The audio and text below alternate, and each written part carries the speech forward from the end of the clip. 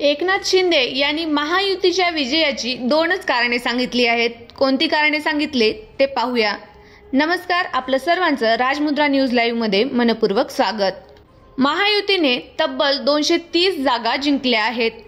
एकनाथ शिंदे यांनी मुख्यमंत्री पदाच्या शर्यतीतून माघार घेत पंतप्रधान नरेंद्र मोदी आणि अमित शहा जो निर्णय घेतील तो मान्य असल्याचे स्पष्ट केले आहे।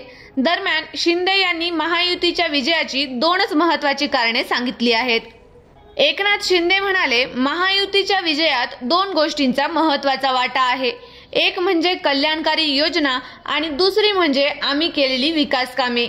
महाविकास आघाडीने थांबवलेली विकास कामे आम्ही पूर्ण केली, तर दुसरीकडे कल्याणकारी योजना राबवल्या।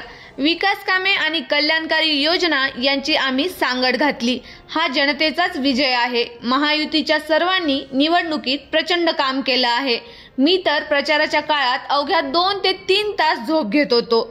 महायुतीने राबवलेली माझी लाडकी बहीण योजना गेम चेंजर ठरल्याची चर्चा आहे। मला कुठल्याही पदापेक्षा सख्खा भाऊ हे पद मोठं वाटतं। विरोधक आपला पराभव ईव्हीएम मुळे झाल्याचे सांगत आहेत, मात्र जेव्हा ते विजयी होतात तेव्हा त्यांना ईव्हीएमची आठवण येत नाही का? लोकसभेमध्ये ईव्हीएम नव्हते का? असा टोला देखील एकनाथ शिंदे यांनी लगावला आहे। एकनाथ शिंदे यांनी भाजपचे पक्षश्रेष्ठी जो निर्णय घेतील तो मान्य असेल असे जाहीर केले आहे।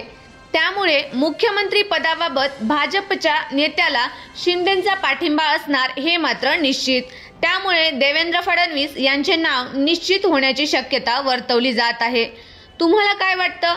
नक्की कमेंट करून कळवा। महाराष्ट्राचा मुख्यमंत्री कोण होईल?